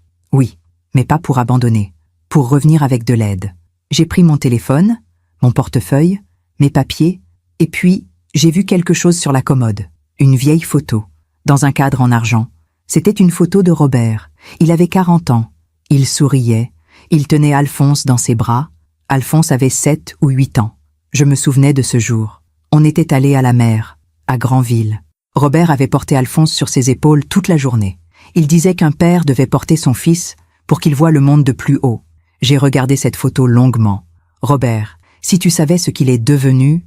J'ai glissé la photo dans mon sac. Puis je suis descendu. Alphonse m'attendait dans l'entrée, les bras croisés. « C'est bon? Oui? Alors va-t'en. » Je suis sorti. J'ai marché vers ma voiture. Le gravier crissait sous mes pieds. Alphonse me suivait, à distance, pour être sûr que je partais vraiment. Je suis monté dans la voiture. J'ai mis le contact. J'ai regardé la maison. Cette maison que j'avais aimée. Cette terre que Robert et moi avions cultivée pendant des années. Tout était devenu un cauchemar. J'ai démarré. J'ai roulé jusqu'au portail. Je suis sorti. J'ai pris la route. Dans le rétroviseur, je voyais Alphonse, debout devant la maison, immobile. Il ne bougeait pas. Il me regardait partir. J'ai conduit pendant 10 minutes, 15, 20. Puis je me suis garé sur le bas-côté. J'ai posé ma tête sur le volant. Et j'ai pleuré. Pleuré de rage, de honte, d'impuissance. Je l'avais laissé. Encore. Lucrine était là-bas, enfermée, terrifiée. Et moi, j'étais là, dans cette voiture, à pleurer comme une lâche. Mais que pouvais-je faire? Appeler la police maintenant? Sans Lucrine pour témoigner? Alphonse nierait tout. Il montrerait ses vidéos de moi essayant de le renverser. Il dirait que j'étais folle. Et les photos? Floues. Prises en douce. Aucun visage clair. Aucune preuve irréfutable. Non, il me fallait un plan. Un vrai plan. J'ai essuyé mes larmes. J'ai respiré profondément. Puis, j'ai pris mon téléphone. Il était 3 heures du matin. Mais tant pis. J'ai appelé le 3e numéro de ma liste. Maître Corinne Valois. Cabinet AC, messagerie. J'ai laissé un message. Bonjour maître. Je m'appelle Éonie Valgiraud. J'ai besoin de votre aide pour une affaire de séquestration et de violence conjugale. C'est extrêmement urgent. Rappelez-moi dès que possible. Merci. J'ai raccroché. Puis j'ai cherché un hôtel sur mon téléphone. Le plus proche était à Alençon. 25 kilomètres. J'ai redémarré. J'ai roulé dans la nuit. Les routes étaient désertes. Juste moi et les phares de ma voiture. Je suis arrivé à l'hôtel vers 4 heures. Un petit hôtel de chaîne, près de la gare. La réception était fermée. Mais il y avait une borne automatique. J'ai réservé une chambre. Payé avec ma carte. Récupéré la clé. Chambre 112. Au premier étage. Je suis monté. J'ai ouvert la porte. La chambre sentait le désodorisant et le vieux tapis. Je me suis allongé sur le lit. Tout habillé. Je n'ai pas dormi. Je fixais le plafond. Je revoyais tout. Encore et encore. Le poulailler. Lucrine. Le couteau. Les yeux d'Alphonse. À cette heure, mon téléphone a sonné. Un numéro inconnu. Allô? Madame Valgiraud? Maître Valois à l'appareil. J'ai eu votre message. Sa voix était claire, professionnelle. Oui, merci de me rappeler si vite. Vous parlez de séquestration. Pouvez-vous m'expliquer la situation? J'ai tout raconté. Lucrine, le poulailler, les 8 ans, Alphonse, le couteau. Elle m'écoutait sans m'interrompre. Quand j'ai fini, elle a dit « Madame, c'est une affaire très grave. Vous devez porter plainte immédiatement. La victime refuse de parler. Elle a trop peur. Vous êtes témoin direct. Vous avez vu la victime enfermée. Vous avez des photos. C'est suffisant pour ouvrir une enquête. Mon fils niera tout. Il dira que je suis folle, que j'invente. Laissez la police enquêter. C'est leur travail. Mais vous devez agir maintenant. Chaque heure compte. Elle avait raison. Où dois-je aller? Au commissariat le plus proche. Ou à la gendarmerie. Déposez plainte. Montrez les photos. Racontez tout. Ils prendront votre déposition et ils agiront. Vous pouvez m'accompagner? Je peux vous retrouver au commissariat d'Alençon dans 2 heures. 10 heures. Ça vous va? Oui. Merci. Courage, madame. Vous faites ce qu'il faut. Elle a raccroché. Je suis restée assise sur le lit. Mon cœur battait fort. J'allais le faire. J'allais dénoncer mon propre fils. Mais je n'avais pas le choix. À 9 heures, je suis descendue. J'ai pris un café à la machine du hall. Amer, brûlant. Puis je suis partie vers le commissariat. Le commissariat d'Alençon était un bâtiment moderne, en briques rouges, près du centre-ville. Je me suis garée. J'ai respiré un grand coup. Puis, je suis entrée. L'accueil était vide. Une jeune femme en uniforme était derrière un guichet vitré. « Bonjour, je voudrais porter plainte. Pour quel motif? Séquestration. Violence conjugale. » Elle a froncé les sourcils. « Vous êtes la victime? » « Non, c'est ma belle-fille. Elle est avec vous? » « Non, elle est retenue contre son gré. »« Vous en êtes certaine? » ?»« Oui, je l'ai vue. Elle a décroché un téléphone. »« Un instant, s'il vous plaît. 2 minutes plus tard, un homme est arrivé. La quarantaine, en civil. Chemise bleue, pantalon noir. « Madame? Brigadier Lemoine, suivez-moi, s'il vous plaît. » On est entré dans une petite salle, une table, 2 chaises, un ordinateur. Il s'est assis, il a ouvert un dossier. Alors, racontez-moi, j'ai tout raconté, encore, depuis le début. Mon retour, le poulailler, Lucrine, Alphonse, les 8 ans, le couteau. Il prenait des notes, sans rien dire. Quand j'ai fini, il a demandé « Vous avez des preuves ?» Oui. J'ai sorti mon téléphone, je lui ai montré les photos. Il les a regardées longuement. On ne voit pas bien le visage. Je sais, mais c'est elle, c'est Lucrine. Et vous dites qu'elle est enfermée depuis 2017 ? Oui, 8 ans. Oui, il a hoché la tête. Puis il a dit « Vous comprenez que ce sont des accusations très graves ? Oui. Contre votre propre fils ? Oui. Si vous mentez, vous risquez des poursuites pour dénonciation calomnieuse. Je ne mens pas. » Il m'a regardé dans les yeux, longuement. « D'accord, je vais transmettre votre plainte au procureur et on va ouvrir une enquête. Quand ? Le plus vite possible. On va envoyer une patrouille à l'adresse que vous m'avez donnée. Aujourd'hui, probablement, ou demain. Elle est en danger. Il faut y aller maintenant. Madame, je comprends votre inquiétude, mais on doit suivre la procédure. À ce moment, on a frappé à la porte. Entrez, a dit le brigadier. Maître Valois est entré. Une femme d'une 50aine d'années, cheveux courts, tailleur gris, regard vif. Bonjour, je suis l'avocate de Madame Valgiraud. Le brigadier s'est levé. Ils se sont serrés la main. Maître, votre cliente vient de déposer plainte pour séquestration. Parfait. Où en êtes-vous ? On va ouvrir une enquête, transmettre au procureur. Quand allez-vous intervenir sur place ? Dès que possible. Ce n'est pas assez précis. La victime est en danger immédiat. On va faire le nécessaire. Maître Valois a posé son attaché-case sur la table. Brigadier, cette femme est retenue contre son gré depuis 8 ans. 8 ans. Elle subit des violences. Elle est nourrie comme un animal. C'est une urgence absolue. Je comprends. Mais je ne peux pas débarquer là-bas sans ordre. Alors obtenez cet ordre. Maintenant. Il a soupiré. Je vais appeler le procureur. Il est sorti. Maître Valois s'est assise à côté de moi. Ça va aller. Vous avez fait ce qu'il fallait. Ils vont vraiment y aller ? Oui. Avec ce type d'accusation, ils sont obligés de vérifier. Et si Alphonse refuse de les laisser entrer ? Ils ont des moyens pour ça. J'ai fermé les yeux. J'imaginais la scène. Les policiers devant la maison. Alphonse, calme, souriant, jouant le fils choqué par les accusations de sa mère folle. Et Lucrine, terrifiée, qui nierait tout. Ça ne marchera pas. Il va tout nier.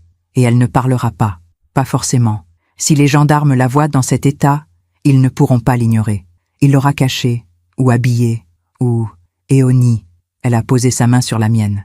Vous avez fait votre part. Maintenant, laissez la justice faire la sienne. J'ai hoché la tête, mais je n'y croyais pas. Le brigadier est revenu 10 minutes plus tard. Le procureur autorise une intervention. On y va cet après-midi. 15 heures. Je peux venir ? Ai-je demandé. Non. Vous restez ici. Vous êtes partie civile. Vous ne pouvez pas être présente lors de l'intervention. Mais ce sont les règles, madame. Maître Valois a dit, elle vous contactera dès que l'intervention sera terminée.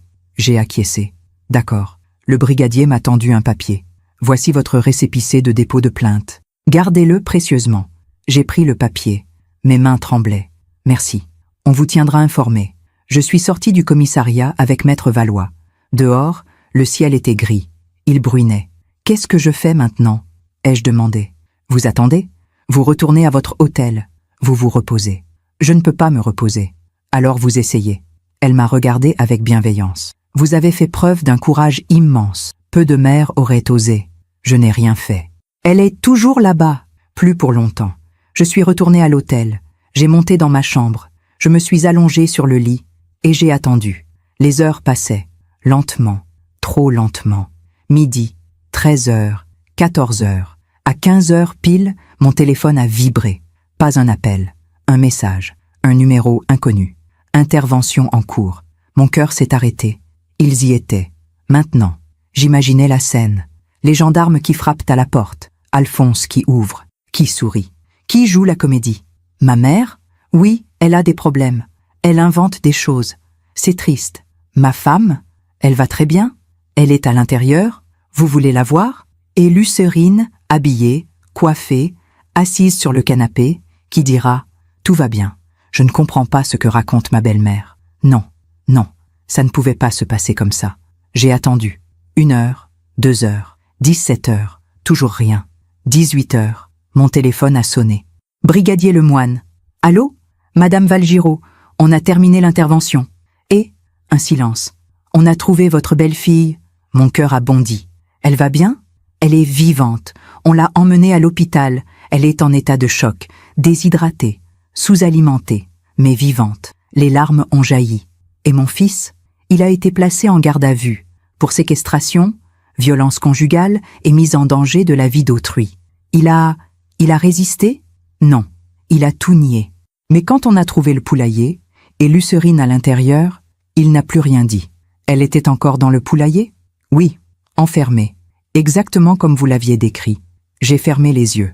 J'ai pleuré, de soulagement, de tristesse, de rage. Merci, merci infiniment. C'est notre travail, madame. Vous avez fait ce qu'il fallait. Je peux la voir? Elle est au centre hospitalier d'Alençon, service des urgences, mais elle ne peut recevoir personne pour le moment. Les médecins l'examinent. Je vais y aller quand même. Bien sûr, on vous tient au courant. Il a raccroché. Je me suis levée, j'ai attrapé mon sac, mes clés, je suis partie vers l'hôpital. L'hôpital d'Alençon sentait le désinfectant et le café froid. Je suis entrée par les urgences. Il était 19 heures. Les néons blancs me brûlèrent les yeux. À l'accueil, une infirmière tapait sur un clavier. « Bonsoir, je cherche Lucérine Valgiraud. Elle a été amenée cet après-midi. » L'infirmière a vérifié son écran. « Vous êtes de la famille? Je suis sa belle-mère. Elle est en salle d'examen. Vous devez attendre. Combien de temps? Je ne peux pas vous dire. Les médecins font des analyses. Est-ce qu'elle va bien? Je ne peux pas vous donner d'informations médicales. Vous devez attendre qu'un médecin vous appelle. » J'ai hoché la tête. Je me suis assise dans la salle d'attente. Des chaises en plastique bleu. Une télévision éteinte. 2 autres personnes attendaient. Un homme avec un bras en écharpe. Une femme âgée qui toussait. J'ai attendu. 1 heure, puis 2. À 21 heures, une femme en blouse blanche est apparue. « Madame Valgiraud ?» Je me suis levée. « Oui. Docteur Arnaud. Vous êtes la belle-mère de Lucérine? » « Oui. Comment va-t-elle » La doctoresse m'a fait signe de la suivre. On est allé dans un petit bureau. Elle a fermé la porte. « Asseyez-vous. » Mon cœur battait trop fort. Elle s'est assise en face de moi. Elle avait des cernes sous les yeux. Elle devait être de garde depuis des heures. Lucérine est stable. Elle n'est pas en danger vital. Mais son état est préoccupant. Qu'est-ce qu'elle a? Malnutrition sévère, déshydratation, carences multiples. Son corps est couvert d'hématomes à différents stades de cicatrisation. Elle a des plaies infectées aux pieds, des problèmes dentaires, une perte de masse musculaire importante. Je fermais les yeux à chaque mot. Elle pèse 42 kilos pour 1,68 m. C'est très en dessous du poids normal. Elle va s'en sortir? Physiquement, oui, avec du temps. Mais psychologiquement, elle a marqué une pause. Elle est en état de choc post-traumatique. Elle ne parle presque pas. Elle sursaute au moindre bruit. Elle refuse de manger. Elle pleure sans arrêt. Je peux la voir? Pas ce soir. Elle a besoin de repos. On lui a donné un sédatif léger. Elle dort. Demain? Oui, demain matin. Mais brièvement. Et seulement si elle accepte. Elle va rester ici combien de temps? Au moins 1 semaine. Peut-être plus. On doit stabiliser son état physique. Et ensuite, elle aura besoin d'un suivi psychiatrique. J'ai hoché la tête. Merci, docteur. Madame, je dois vous dire quelque chose. Oui? Les gendarmes nous ont expliqué la situation. Ce que cette femme a vécu, c'est inimaginable. 8 ans de séquestration. C'est un miracle qu'elle soit encore en vie. Je sais. Vous avez fait ce qu'il fallait en appelant la police. J'aurais dû le faire plus tôt. Il y a 8 ans. Vous ne pouviez pas savoir. Si, je savais. J'ai juste fermé les yeux. La doctoresse m'a regardé avec compassion. Ne vous accusez pas. L'important, c'est qu'elle soit libre maintenant. J'ai quitté l'hôpital vers 22 heures. Je suis retournée à l'hôtel. J'ai pris une douche. J'ai essayé de manger un sandwich acheté à une station-service. Je n'ai pas réussi. Je me suis couchée. Mais le sommeil ne venait pas. Je pensais à Lucérine, seule, dans cette chambre d'hôpital. Je pensais à Alphonse, en garde à vue. Qu'est-ce qu'il racontait aux gendarmes? Qu'est-ce qu'il inventait? Mon téléphone a sonné. 23 heures. Maître Valois. Allô? Éonie? Je voulais prendre de vos nouvelles. Je sors de l'hôpital. J'ai vu la doctoresse. Lucérine elle est vivante, mais dans un état terrible. Je sais, les gendarmes m'ont briefé. Ils ont pris des photos. Du poulailler, de Lucérine. Tout est documenté. Et mon fils? Il est toujours en garde à vue. Il nie tout. Il dit que Lucérine est malade mentalement, qu'elle s'est enfermée elle-même, que vous avez monté un complot contre lui. Personne ne va croire ça. Le procureur a demandé une prolongation de garde à vue. 48 heures. pour avoir le temps d'interroger Lucérine quand elle pourra parler. Elle ne parlera pas. Elle a trop peur. On verra. Les médecins vont l'aider. Et les gendarmes ont des psychologues spécialisés. Qu'est-ce qui va se passer après? Si Lucérine confirme les faits, votre fils sera présenté au juge. Il sera probablement placé en détention provisoire. Combien de temps? Des mois. Des années, peut-être. En attendant le procès. Des années. Mon fils. En prison. Pendant des années. J'ai fermé les yeux. Éonie, vous êtes toujours là? Oui. Je sais que c'est dur. C'est votre fils. C'est un monstre. C'est les deux. Et c'est ça qui est terrible. On a raccroché. Je suis restée assise sur le lit, dans le noir. Mon téléphone a vibré. Un message. Numéro inconnu. Tu vas le regretter. Mon sang s'est glacé. Alphonse. Mais comment? Il était en garde à vue. Il n'avait pas accès à son téléphone. À moins que... J'ai rappelé Maître Valois. Oui, je viens de recevoir un message. De mon fils. Enfin, je crois. Qu'est-ce qu'il dit? Tu vas le regretter. Transférez-moi ce message. Et prévenez les gendarmes. Tout de suite. D'accord. J'ai raccroché. J'ai transféré le message à Maître Valois. Puis j'ai appelé le commissariat. On m'a passé au brigadier Lemoine. Madame Valgiraud? Je viens de recevoir un message menaçant. Je pense qu'il vient de mon fils. C'est impossible. Il n'a pas son téléphone. Alors quelqu'un d'autre l'a envoyé pour lui. Vous avez le numéro? Oui, je vous l'envoie. On va vérifier. Mais madame, si vous vous sentez en danger, ne restez pas seule. Je suis à l'hôtel. Verrouillez votre porte. N'ouvrez à personne. D'accord. J'ai raccroché. J'ai vérifié la porte. Fermée à clé. Chaîne de sécurité mise. Je me suis recouchée. Tout habillée. J'ai gardé mon téléphone à la main. Cette nuit-là, je n'ai pas dormi. Le lendemain matin, je suis retournée à l'hôpital. 9 heures. Le docteur Arnaud m'a autorisé à voir Lucérine. 10 minutes, pas plus. Et si elle se met à paniquer, vous sortez.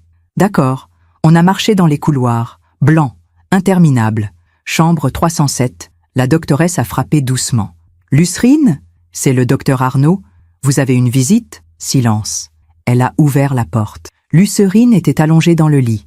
Sous les draps blancs, elle paraissait minuscule. Elle avait une perfusion dans le bras. Ses cheveux avaient été lavés, attachés en queue de cheval. Son visage était pâle, émacié. Elle m'a vue. Ses yeux se sont remplis de larmes. Éonie, je me suis approchée. J'ai pris sa main. Si froide, si fragile. Je suis là. Tu es en sécurité maintenant. Elle a secoué la tête. Non. Il va venir me chercher. Non. Il est en prison. Il ne peut pas te toucher. Il trouvera un moyen. Il trouve toujours. Non. Cette fois, c'est fini. Je te le promets. Elle pleurait, sans bruit, comme elle avait appris à pleurer pendant 8 ans. Pourquoi vous êtes revenu? Parce que j'aurais dû rester. Il y a 8 ans. J'aurais dû te protéger. Ce n'est pas votre faute. Si, je t'ai abandonné. Non, vous ne saviez pas. Je savais qu'il était cruel. Je l'ai toujours su. Elle m'a regardé. Il me disait que vous ne m'aimiez pas, que vous étiez contente que je souffre. C'est faux. Je ne savais rien. Je pensais que tu allais bien, que tu étais heureuse. J'ai essayé de partir, au début, mais il me rattrapait, il me frappait, il m'enfermait. Et puis, j'ai arrêté d'essayer. Tu as survécu, c'est le plus important. Je ne sais pas si j'ai vraiment survécu. On est restés en silence, juste nos mains serrées. Puis elle a demandé, « Qu'est-ce qui va se passer maintenant? Tu vas guérir. Ici. Ensuite, tu iras où tu voudras. Tu seras libre. Je ne sais pas être libre. Tu apprendras. Le docteur Arnaud est entré. Il faut la laisser se reposer maintenant. » J'ai hoché la tête. Je reviendrai demain. Lucérine a serré ma main. Merci. Merci d'être revenue. Je suis sortie de la chambre. Dans le couloir, j'ai pleuré. Je me demande encore si j'ai fait le bon choix. Et vous? Qu'auriez-vous fait à ma place? Les jours suivants ont été un brouillard. Je passais mes matinées à l'hôpital, auprès de Lucérine. Elle mangeait un peu plus chaque jour. Elle parlait un peu plus. Mais les cauchemars ne la quittaient pas. Elle se réveillait en hurlant. Elle voyait Alphonse partout, dans les couloirs, derrière les portes, dans les ombres. Les infirmières lui donnaient des calmants. Mais rien n'effaçait la terreur. Le 3e jour, le vendredi, Maître Valois m'a appelé. « Éonie, Alphonse passe devant le juge ce soir. 18 heures. Qu'est-ce que ça veut dire? Le procureur demande sa mise en détention provisoire. S'il accepte, votre fils restera en prison jusqu'au procès. Et s'il refuse, il sera libéré sous contrôle judiciaire. Assignation à résidence. Interdiction d'approcher Lucérine. Ce n'est pas suffisant. Je sais. Mais ce n'est pas à nous de décider. Je peux assister à l'audience? Non. C'est à huis clos. Mais je vous tiendrai informé. J'ai raccroché. J'ai regardé l'heure. 14 heures. 4 heures d'attente. Je suis allé voir Lucrine. Elle était assise dans son lit. Elle regardait par la fenêtre. « Bonjour, ma chérie. » Elle a tourné la tête. Elle a souri. Un petit sourire fragile. « Bonjour, Éonie. Tu as mangé ?»« Un peu. » Je me suis assise à côté d'elle. On m'a dit que les gendarmes voulaient t'interroger. Elle a baissé les yeux. « Oui, demain matin.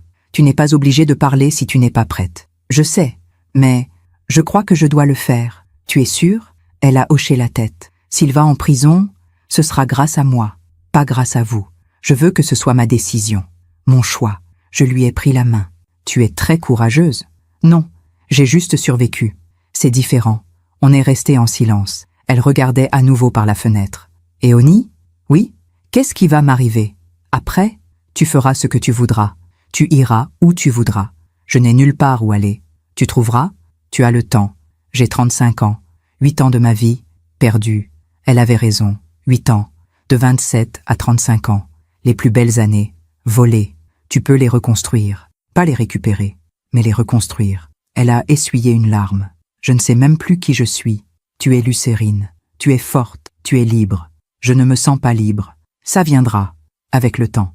J'ai quitté l'hôpital vers 16 heures. Je suis retournée à l'hôtel. J'ai attendu. 18 heures. 19 heures. À 20 heures, mon téléphone a sonné. Maître Valois. Alors, le juge a ordonné la détention provisoire. Votre fils est transféré à la maison d'arrêt d'Alençon ce soir. J'ai fermé les yeux. Pour combien de temps ? Jusqu'au procès ? Au moins 6 mois, peut-être 1 an. Il a dit quelque chose. Il a pleuré. Il a supplié le juge. Il a dit que c'était un malentendu, que sa femme était malade, que vous aviez tout inventé. Le juge l'a cru ? Non. Les preuves sont accablantes. Les photos, l'état de Lucrine, le poulailler, le témoignage des gendarmes. Tout. Bien. Éonie, vous allez bien ? Je ne sais pas. C'est normal. C'est votre fils. C'était mon fils, il y a longtemps. On a raccroché. Je suis restée assise sur le lit. Mon fils, en prison. J'aurais dû être soulagée, heureuse même, mais je n'étais que vide. Le lendemain matin, samedi, je suis retournée à l'hôpital. Lucrine était habillée, assise dans un fauteuil. 2 gendarmes étaient là, un homme et une femme, en civil. Le docteur Arnaud était présent aussi. Madame Valgiraud, Lucrine a accepté de témoigner. J'ai regardé Lucrine. Elle était pâle, mais déterminée. « Tu es sûre ? » ?»« Oui. Les gendarmes ont sorti un enregistreur. On va enregistrer votre témoignage, madame. Vous pouvez nous arrêter à tout moment si vous avez besoin. » Lucrine a hoché la tête. « Pouvez-vous nous dire votre nom complet ? » Lucrine Valgiraud, née Moreau. Votre date de naissance ? 18 mars 1990. 35 ans, comme elle me l'avait dit. Vous êtes mariée à Alphonse Valgiraud depuis juillet 2016 ? Oui. Pouvez-vous nous raconter ce qui s'est passé après votre mariage ? Lucrine a respiré profondément. Puis elle a parlé. Elle a raconté les premiers mois, les coups, les insultes, les humiliations. Elle a raconté comment Alphonse l'avait isolée, coupée de sa famille, de ses amis. Elle a raconté la première fois qu'il l'avait enfermée dans le poulailler, en août 2017, juste après le départ d'Éonie. Il m'a dit que j'étais inutile, que je ne méritais pas de vivre dans la maison, que j'allais rester là jusqu'à ce que j'apprenne à me comporter. Combien de temps êtes-vous resté enfermé ? 8 ans, avec quelques pauses. Des pauses, parfois il me laissait sortir, 1 heure, 2 heures, pour nettoyer la maison, ou cuisiner, puis il me renfermait. Combien de fois par semaine sortiez-vous ? Au début, 2 ou 3 fois, puis de moins en moins. À la fin, plus du tout, juste le poulailler. Comment vous nourrissiez-vous ? Il m'apportait de la nourriture, 1 fois par jour, parfois 2. Du pain, des restes, de l'eau et du maïs. Du maïs ? Du maïs pour les poules. Il disait que j'étais un animal, que je devais manger comme un animal. Le silence était lourd. Vous a-t-il frappé ? Oui, souvent. Avec quoi ? Ses mains, ses pieds, une ceinture, un bâton. Pourquoi ne vous êtes-vous pas enfui ? J'ai essayé, au début, mais il me rattrapait. Et après, il me punissait. Alors j'ai arrêté. Pourquoi n'avez-vous pas appelé à l'aide ? Je n'avais pas de téléphone, pas de contact avec l'extérieur. Et j'avais peur. Si je parlais, il me tuerait. Il me l'avait dit. Le croyez-vous capable de vous tuer ? Oui. Les gendarmes ont posé encore des questions. Pendant 1 heure, Lucrine a tout raconté, sans pleurer, sans trembler, juste la vérité, nue, terrible. Quand c'est terminé, les gendarmes ont éteint l'enregistreur. Merci, madame. Vous avez été très courageuse. Lucérine a hoché la tête. Les gendarmes sont partis. Le docteur Arnaud a dit « Je vais vous laisser un moment ». Elle est sortie aussi. Je me suis approchée de Lucérine. « Tu as été incroyable ». Elle a souri, tristement. « Maintenant, il va vraiment aller en prison ? » ?»« Oui, pour très longtemps. » »« Bien. » Elle a fermé les yeux. « Je pensais que je me sentirais mieux, après avoir parlé. Mais je me sens juste vide. C'est normal. Ça prendra du temps. Combien de temps ? Je ne sais pas. Mais je serai là, aussi longtemps qu'il faudra. » Elle m'a regardée. « Pourquoi vous faites ça ? Je ne suis rien pour vous. Tu es ma belle-fille, et tu es une survivante, et je t'admire. » Elle a pleuré. Enfin, vraiment, pas des larmes silencieuses, des vrais sanglots, profonds, libérateurs. Je l'ai serrée dans mes bras, et on est resté comme ça, longtemps. 2 semaines plus tard, Lucérine est sortie de l'hôpital. Elle avait pris du poids. Ses plaies étaient guéries. Ses bleus avaient disparu. Mais les cicatrices invisibles restaient. Je l'ai ramenée à l'hôtel. J'avais loué une chambre pour elle, à côté de la mienne. « Tu peux rester ici aussi longtemps que tu veux. »« Merci, Éonie. Qu'est-ce que tu veux faire maintenant ? » ?»« Je ne sais pas. Trouver un travail, un appartement, une vie. Tu as le temps ? » ?»« Non. J'ai déjà perdu assez de temps. » Elle avait raison. Le lendemain, on est allé voir Maître Valois. Lucérine veut demander le divorce. L'avocate a souri. « Bien sûr. On va lancer la procédure. Pour faute, vu les circonstances, ce sera rapide. »« Et la propriété ?» ai-je demandé. Lucérine y a droit. Elle était mariée sous le régime de la communauté. Lucérine a secoué la tête. « Je ne veux rien. Je veux juste être libre. Tu as le droit à une compensation, après ce qu'il t'a fait subir. Je ne veux rien qui vienne de lui. » Maître Valois a regardé vers moi. « Et vous, Éonie, qu'allez-vous faire de la propriété ? » ?»« Je vais la vendre. Tout. La maison. Les terres. Tout. Et l'argent ? Je le partagerai avec Lucérine. Moitié-moitié. » Lucérine a ouvert de grands yeux. « Non, c'est à vous. Non, c'est à nous deux. À nous, les femmes qu'il a brisées. » Lucérine a pleuré. Encore. Mais cette fois, c'était des larmes de gratitude. 3 mois plus tard, en décembre 2025, le procès d'Alphonse a eu lieu. J'y suis allée. Lucérine aussi. Il était dans le box des accusés. Amaigri, le regard vide. Il m'a vu. Il n'a rien dit. Le procureur a lu l'acte d'accusation. Séquestration, violence conjugale, mise en danger de la vie d'autrui. Lucérine a témoigné. À nouveau, devant tout le monde. Alphonse a nié. Encore, il a dit que c'était elle, qu'elle était malade, qu'elle inventait. Mais personne ne l'a cru. Le verdict est tombé le lendemain.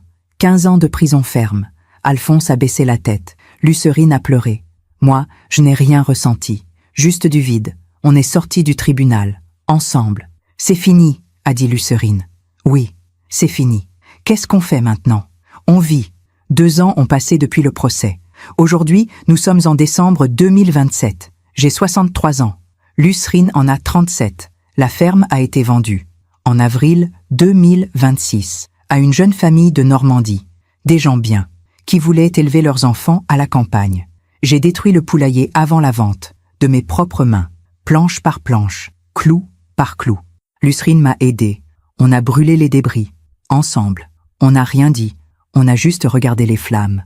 L'argent de la vente, on l'a partagé, comme promis.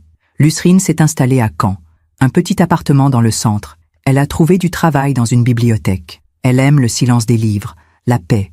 Elle suit une thérapie. 2 fois par semaine. Elle dit que ça l'aide. Doucement, elle a coupé ses cheveux. Elle sourit parfois. De vrais sourires. Elle n'a pas refait sa vie. Pas encore, mais elle apprend à vivre seule, sans peur. Moi, je suis retournée à Lisbonne, dans mon petit appartement près du Tage. Mais je reviens en France tous les 2 mois pour voir Lucérine, pour m'assurer qu'elle va bien. On déjeune ensemble, on parle, de tout, de rien. On ne parle jamais d'Alphonse. Lui, il est en prison, à la maison d'arrêt d'Alençon. Je ne suis jamais allée le voir, pas une fois.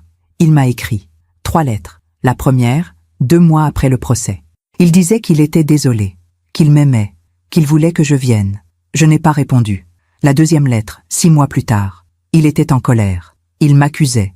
Il disait que j'avais détruit sa vie, que j'étais une mauvaise mère. Je n'ai pas répondu. La 3e lettre, il y a 3 mois. Il ne disait rien. Juste, maman.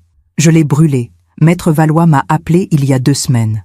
Éonie, j'ai des nouvelles de votre fils. Mon cœur s'est serré. Oh quoi? Il a été transféré à l'infirmerie pénitentiaire. Problème de santé. Quel genre de problème? Dépression sévère. Il refuse de manger. Il ne parle plus. Il est sous surveillance. J'ai fermé les yeux. Il veut vous voir. Non. Éonie? Non, je ne viendrai pas. C'est votre fils. C'était mon fils. Silence. D'accord, je comprends. On a raccroché. J'ai pensé à lui.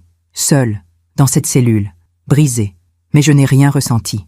Ni pitié, ni colère, ni tristesse. Juste du vide. Parce que la vie lui avait rendu ce qu'il avait donné. Il avait enfermé Lucrine pendant 8 ans. Maintenant, c'était lui qui était enfermé. Il l'avait affamé. Maintenant, c'était lui qui refusait de manger. Il l'avait isolé. Maintenant, c'était lui qui était seul. La vie finit toujours par rendre ce qu'on lui donne. Je pense parfois à Robert, à ce qu'il dirait s'il voyait tout ça. Il serait dévasté, brisé. Il aurait voulu sauver notre fils, lui pardonner, lui donner une autre chance. Mais moi, je sais qu'on ne peut pas sauver quelqu'un qui ne veut pas être sauvé. Alphonse a fait ses choix. Et maintenant, il en paie le prix. Je ne lui souhaite pas de mal, mais je ne lui souhaite rien du tout. Il n'existe plus pour moi. Lucrine, elle, existe. Elle vit, elle respire, elle reconstruit. C'est tout ce qui compte. Hier, elle m'a appelé. Éonie, j'ai une nouvelle. Quoi? J'ai retrouvé ma tante, celle d'Alençon. On s'est revus. On a parlé. C'est bien, ma chérie. Oui. Elle m'a dit qu'elle avait essayé de me contacter, pendant toutes ces années. Mais Alphonse répondait toujours que j'étais partie, que j'étais malade, que je ne voulais voir personne. Il t'a coupé de tout. Oui.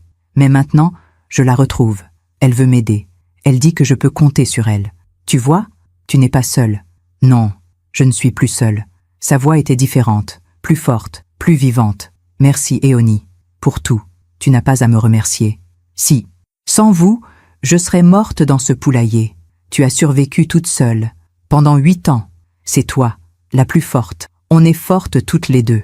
Oui, on l'est. On a raccroché. Je suis sortie sur mon balcon. Le soleil se couchait sur le Tage. L'eau brillait comme de l'or. J'ai pensé à tout ce chemin. Depuis ce jour de septembre 2025 où je suis revenue en France, j'ai pensé à Lucrine, libre, vivante. J'ai pensé à Alphonse, enfermé, brisé. Et j'ai compris que la justice n'est pas toujours spectaculaire. Parfois, elle est silencieuse, naturelle, inévitable. On récolte ce qu'on sème. Alphonse a semé la cruauté. Il récolte la solitude. Lucrine a semé la résilience. Elle récolte la liberté. Et moi, j'ai semé le courage. Tard, trop tard peut-être, mais je récolte la paix de savoir que j'ai fait ce qu'il fallait, même si ça m'a coûté mon fils. Ce soir, je suis assise sur mon balcon à Lisbonne. Le vent est doux. Le Tage brille sous la lune. J'ai 63 ans, et pour la première fois depuis longtemps, je me sens en paix, pas heureuse. La paix n'est pas le bonheur, c'est autre chose. C'est l'absence de guerre intérieure. Je pense à cette femme que j'étais il y a 2 ans, celle qui est revenue en France après 8 ans de fuite, celle qui a trouvé sa belle-fille enfermée dans un poulailler. Cette femme-là avait peur, elle doutait, elle culpabilisait. Aujourd'hui, je ne doute plus. J'ai fait ce qu'il fallait, même si c'était tard, même si j'aurais dû le faire plus tôt. On ne peut pas revenir en arrière, on peut juste avancer. Lucrine m'a envoyé une photo ce matin. Elle était dans un parc à Caen, assise sur un banc, le soleil sur son visage. Elle souriait, un vrai sourire. Dessous, elle avait écrit « Je respire », 3 mots. Mais il voulait tout dire. Elle respire, elle vit, elle existe. C'est tout ce que je voulais pour elle. Mon téléphone a sonné cet après-midi. Maître Valois. Éonie, votre fils a été transféré à l'hôpital psychiatrique de la prison. Son état s'est aggravé. Je vois. Il demande toujours à vous voir. Ma réponse n'a pas changé. Silence. Vous savez qu'il peut mourir si ça continue? Oui. Et ça ne vous fait rien? J'ai réfléchi longtemps avant de répondre. Si, ça me fait quelque chose. Mais pas ce que vous croyez. Je ne lui souhaite pas la mort. Mais je ne peux plus rien pour lui. Il a fait ses choix. Maintenant, il doit vivre avec. Ou mourir avec. Oui. Maître Valois a soupiré. D'accord, je comprends. Prenez soin de vous, Éonie. Vous aussi. On a raccroché. Je ne sais pas ce qui va arriver à Alphonse. Peut-être qu'il s'en sortira. Peut-être pas. Mais ce n'est plus mon combat. Mon combat, c'était de sauver Lucrine. Et je l'ai fait. Le reste appartient à la vie, à la justice, au temps. Hier soir, j'ai rêvé de Robert. On était dans la cuisine de la ferme. il préparait du café. Il souriait, il avait l'air jeune, comme avant. Il m'a demandé « Tu as fait ce qu'il fallait ?» « Oui, même pour Alphonse, surtout pour Alphonse. » Il a hoché la tête. « Je suis fier de toi. » Je me suis réveillée en pleurant, mais pas de tristesse, de soulagement, parce que Robert aurait compris. Finalement, il aurait compris qu'aimer un enfant, ce n'est pas tout lui pardonner. C'est aussi savoir dire non, savoir poser des limites, savoir le laisser assumer ses actes, même si ça fait mal. Surtout si ça fait mal.